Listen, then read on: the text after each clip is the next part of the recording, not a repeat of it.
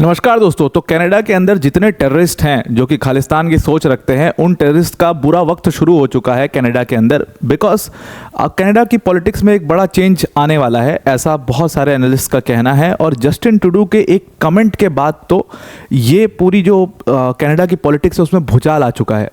ये बात अब जस्टिन ट्रूडो को समझ में आ चुकी है कि अब वो और माइनॉरिटी पॉलिटिक्स पर डिपेंड नहीं रह सकते। अभी मैं आपको आगे अगले 7-8 मिनट में समझाऊंगा कि क्या एक बहुत बड़ा शिफ्ट आया है और ये चीज़ अब दिखना भी शुरू हो चुकी है वहाँ की पुलिस के एक्शंस में। और जो रिसेंट अभी हिंदू महासभा मंदिर वाला वायलेंस का केस हुआ, उसके बाद भी आपको एक बहुत बड़ा शिफ्ट मिलेगा कनाडा की पॉलिटिक्स में भी। और खालिस्तान की सोच रखने वाले लोगों के खिलाफ जो एक बहुत बड़ा ग्रुप जो है वो साथ आया है और अब खुले तौर पर इस चीज़ को बोला जा रहा है कि भाई इनको देश से बाहर निकालो। जस्टिन ट्रूडो के ऊपर जिस तरीके का प्रेशर पड़ा है, उसके बाद उनका स्टेटमेंट आया है, उस स्टेटमेंट को भी देखेंगे। और उसके बाद पुलिस ने एक्शन लेना भी शुरू किया इन खालिस्तानी फोर्सेस के ऊपर।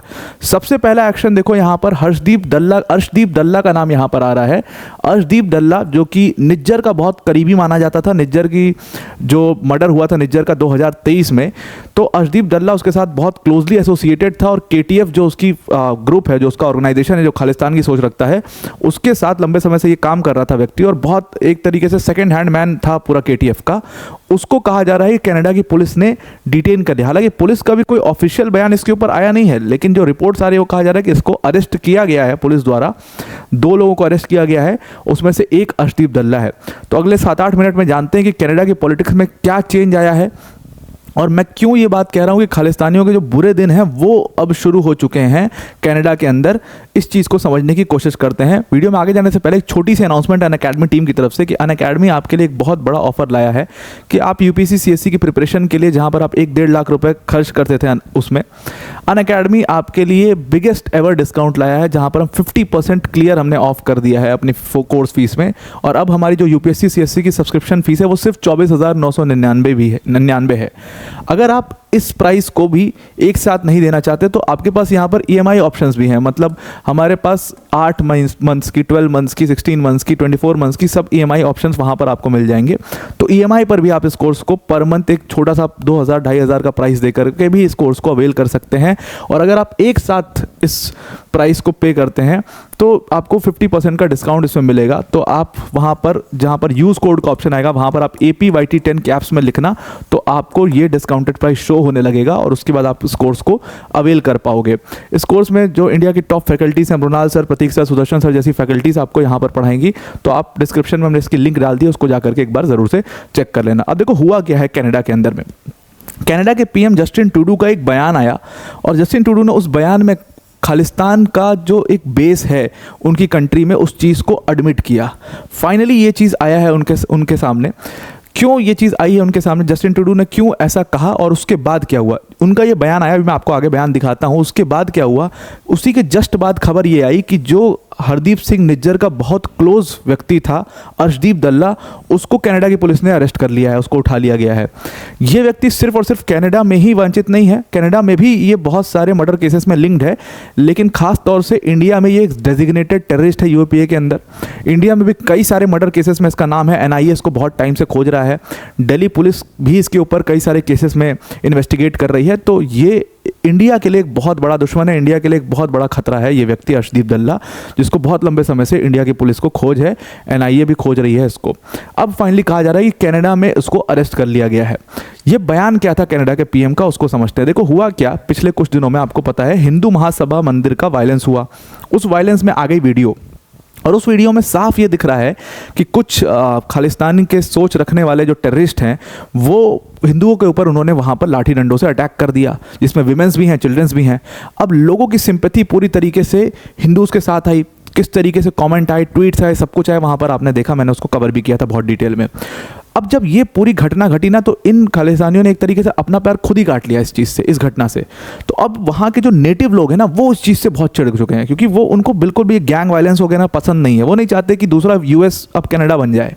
वो बहुत बार बहुत सारे स्टेटमेंट ऐसे वहाँ के लोगों के आ चुके हैं कि इनको निकालो भाई देश से, ये खतरा है देश के लिए, ये लोग बर्बाद कर देंगे इस देश को।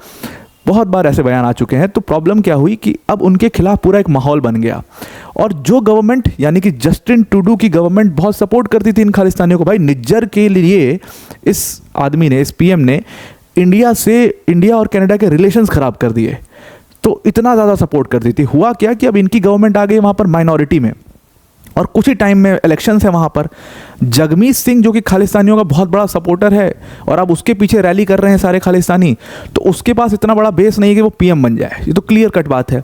जस्टिन ट्रूडो ऑलरेडी माइनॉरिटी में आ गए हैं, तो अभी जो सारी फेवरेबल कंडीशन है वो अपोजिशन लीडर पियरे पोलिवेयर के सपोर्ट में है, और पियरे पोलिवेयर खालिस्तानियों के बहुत खिलाफ रहते हैं। और कितना परसेंट, मतलब जस्टिन ट्रूडो को फ़ायदा अगर खालिस्तानी वोट से हो रहा है तो कितना हो जाए, कितने खालिस्तानी होंगे? 1%, 1.5%, ज़्यादा से ज़्यादा 2% शायद इम्पैक्ट हो जाए उसका, पर वो माइनॉरिटी पॉलिटिक्स है। तो इनको भी अब समझ में आया कि ये माइनॉरिटी पॉलिटिक्स से बेटर ये होगा कि क्यों ना मेजॉरिटी पॉलिटिक्स किया जाए। भाई जो लोकल नेटिव लोग हैं, जो आपके कोर कनाडा के वोटर्स हैं, वही आपसे निकलते जा रहे हैं, आपके हाथ से फिसलते जा रहे हैं, और वो रैली कर रहे हैं पियरे पोलिवेयर के खिलाफ के साथ में। तो ये इनके लिए एकदम बिल्कुल अनफेवरेबल कंडीशन हो चुकी है, और बहुत चांसेस हैं कि ये पीएम नेक्स्ट टाइम बन नहीं पाएंगे। ये बात इनको समझ में आई, और इसीलिए इनके बयान जो है वो आप एकदम उसमें 360 डिग्री का शिफ्ट देखते हुए नजर आएंगे। जस्टिन ट्रूडो ने बोला कि हमारे देश जो है वो कनाडा, वो एक खालिस्तानियों के लिए या ऐसे टेररिस्ट ऑर्गेनाइजेशंस के लिए एक बहुत ही सेफ हेवन बन चुका है। इस बात को उन्होंने एडमिट किया, और उन्होंने कहा कि लेकिन ये जो खालिस्तानी हैं ये पूरी होल सिख कम्युनिटी को रिप्रेजेंट नहीं करते हैं, ये सिख कम्युनिटी से अलग लोग हैं। हाँ, ये ठीक बात उन्होंने कही है, लेकिन अब यहाँ पर समझो कि उनके इस बयान के बाद क्या हुआ। उनके इस बयान के आते ही एक तरीके से गवर्नमेंट ने अपना हाथ पीछे खींच लिया है खालिस्तानियों से, और तुरंत अर्शदीप दल्ला को अरेस्ट किया गया। अब आप देखोगे कि अर्शदीप दल्ला के बारे में, तो उसके ऊपर जो है कनाडा पुलिस ने जो केस बनाया हुआ है वो ये है कि 2 लोगों को हमने अरेस्ट किया है। अब नाम उसमें नहीं बताया गया है, 2 लोगों को हमने अरेस्ट किया है। एक वायलेंस हुआ था 28 अक्टूबर को। 28 अक्टूबर को कनाडा की स्ट्रीट्स पर किसी शहर में गोलियां चली थी, और उसका एक केस रजिस्टर हुआ था। तो उसके बाद पुलिस ने 2 लोगों को उठाया, और उसमें से कहा जा रहा है कि इसी में से एक पर्सन है अर्शदीप दल्ला। अब ये अर्शदीप दल्ला जो है, एक्चुअल तो इसका पूरा जो नाम है वो अर्शदीप सिंह गिल है। अर्शदीप दल्ला वो पेन नेम, आपको पता ही है, ऐसे जो होते हैं लोग पेन नेम वगैरह लगा लेते हैं, तो अर्शदीप दल्ला उसको बुलाया जाता है। So he is not only a gangster but he is also a terrorist. तो दोनों लिंक्स हैं इसके, मैं आपको समझाता हूँ। तो he was born in India, Ludhiana Punjab का रहने वाला था, और बाद में कनाडा के विचार रखने वाले जैसे बहुत सारे लोग जो हैं भागने के लिए देश छोड़ करके कनाडा में जा करके शिफ्ट हुए। वो एक सेफ हेवन वहाँ पर खालिस्तानियों का बना उसके बाद। तो उसी के बाद ये भी वहाँ पर गया, और 2020 से ये एक्टिव हुआ, और 2022 में जाकर के जुड़ा खालिस्तान टाइगर फोर्स से। खालिस्तान टाइगर फोर्स जो है, जिसको शॉर्ट फॉर्म में KTF बोलते हैं, ये Khalistan tiger force basically Nijjar की ऑर्गेनाइजेशन थी। और ये निज्जर की ऑर्गेनाइजेशन जो है, ये बहुत सारे छोटे छोटे टेरर मॉड्यूल चलाते थे पंजाब के अंदर। पंजाब में कई सारे मर्डर केसेस में KTF का डायरेक्ट लिंक पाई गई है, और कई जगह पर जहाँ पर जो पब्लिक हार्मनी है या कम्युनल हार्मनी है उसको ब्रेक करने के भी केसेस KTF के ऊपर सीधा सीधा लगे हैं, जिसको NIA इन्वेस्टिगेट भी कर रहा है। तो ये यहाँ पर निज्जर के साथ जुड़ जाता है 2022 में, और बहुत सारे केसेस में उसके बाद इसका नाम आता है। और 2023 में फिर निज्जर के मर्डर के बाद तो समझ लो KTF को रन ही ये व्यक्ति करने लग जाता है एक तरीके से कनाडा के अंदर। अब इसके जो लिंक हैं वो बहुत सारे ऐसे गैंगस्टर से हैं जो कनाडा में रहते भी हैं। अभी मैं आपको उसके बारे में भी आगे बताऊंगा। अब मैंने आपको हमेशा कहा है कि ये लोग जो हैं, जो हरदीप सिंह निज्जर की डेथ हुई, का मर्डर हुआ, या उसके साथ कई और लोगों का वहाँ पर मर्डर हुआ है, वो सब गैंग वायलेंस में हुआ है। इसमें किसी कंट्री का या किसी का कोई लेना देना नहीं है। मैं आपको ये बात कहता था, क्योंकि इनके ऊपर अगर आप केसेस देखोगे तो इनके ऊपर केसेस कैसे कैसे हैं। Extortion, terror financing, terror module को सपोर्ट करना, टारगेटेड किलिंग्स, ड्रग स्मगलिंग, इन सब केसेस हैं। और ये चीज़ मैं आपको बता ही चुका हूँ कि इन लोग के बीच में एक नेक्सस है, जो पाकिस्तान की ISI है, लश्कर-ए-तैयबा है, इन सब का आपस में एक नेक्सस है जो कि वहाँ पर चलता रहता है, जिसके बारे में अभी मैं आपको थोड़ी देर में बताता हूँ कि ये लोग जो है, इसीलिए गैंग वायलेंस वहाँ पर होता रहता है। अब अर्शदीप दल्ला जो है वो जो इंडिया में he is a designated terrorist under UAPA। अब UAPA के अंदर इसको टेररिस्ट घोषित क्यों किया गया था? क्योंकि एक बहुत बड़ी घटना हुई थी 2023 में ही, जहां पर खालिस्तान से रिलेटेड आपको पता है कि एक प्रोटेस्ट जैसा कुछ शुरू करने की कोशिश की गई थी, एक पुलिस स्टेशन पर हमला किया गया था। तो उस सब में इसके लिंक्स माने जाते हैं। इस वजह से इसके ऊपर एक तो वो केस रजिस्टर्ड है जिसमें NIA जो है वो इन्वेस्टिगेशन कर रही है। दिल्ली पुलिस को पिछली बार 2 मर्डर केसेस हुए थे दिल्ली के अंदर, अंदर। तो दिल्ली पुलिस उसको इन्वेस्टिगेट कर रही थी, वहाँ से उनको लिंक मिला अर्शदीप दल्ला का इसमें इन्वॉल्वमेंट है। दिल्ली पुलिस इन्वेस्टिगेट करते करते दिल्ली पुलिस का स्टेटमेंट है इसके ऊपर कि जब हमने इस केस को इन्वेस्टिगेट किया आगे चल करके, तो अर्शदीप दल्ला के सीधे लिंक पाए गए लश्कर-ए-तैयबा और ISI के साथ में। अब ये जो इनका नेक्सस है किस तरीके से काम, देखो इनका अटमोस्ट ऑब्जेक्टिव तो यही है कि इंडिया इनका दुश्मन है या इंडिया को ब्रेक करना है, यही सब इनका अटमोस्ट ऑब्जेक्टिव है। लेकिन अब खर्चा वर्चा, मैं वही बोलता हूँ ना, खर्चा चलाने के लिए क्या करेंगे, कहाँ से पैसा आएगा, कैसे करेंगे? तो ये क्या करते हैं कि सबसे पहले तो एक्सटॉर्शन इनका मेन धंधा है, एक्सटॉर्शन से बहुत पैसा कमाते हैं।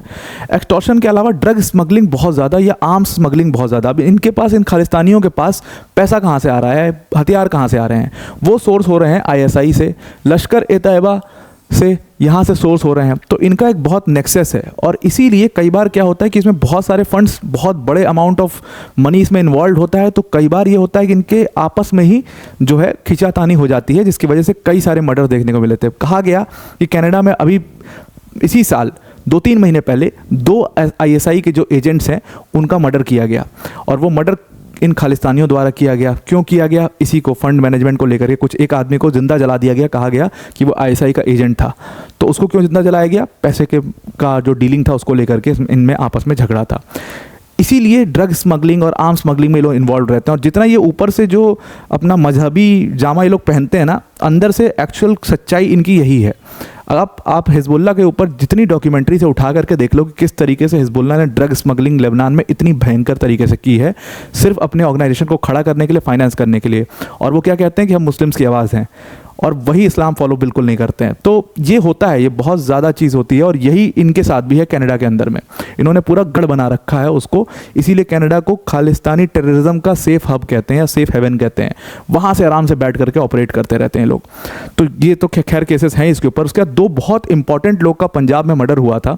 एक तो कांग्रेस के बहुत बड़े लीडर थे, इनका नाम था बलजिंदर सिंह बल्ली।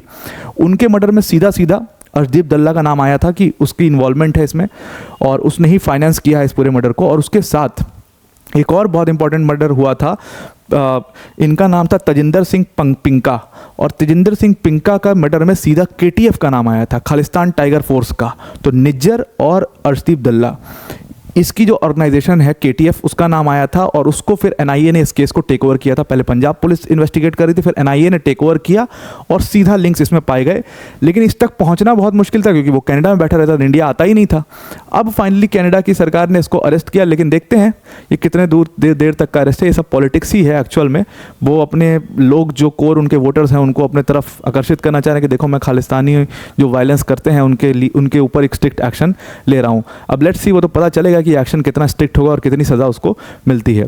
तो आई होप आपको ये पूरा आर्टिकल समझ में आ गया होगा कि खालिस्तानियों के दिन क्यों अब पूरे हो चुके हैं कनाडा के अंदर। अब इनको भी बेस बदलना पड़ेगा, जैसे हमास को बेस बदलना पड़ गया कतर से, इनका भी दिन जो है वो पूरा हो चुका है। लेट्स सी क्या होता है आगे। तो आई होप आपको पूरा आर्टिकल समझ में आ गया होगा। आज के लिए इतना ही। Thank you and have a nice day.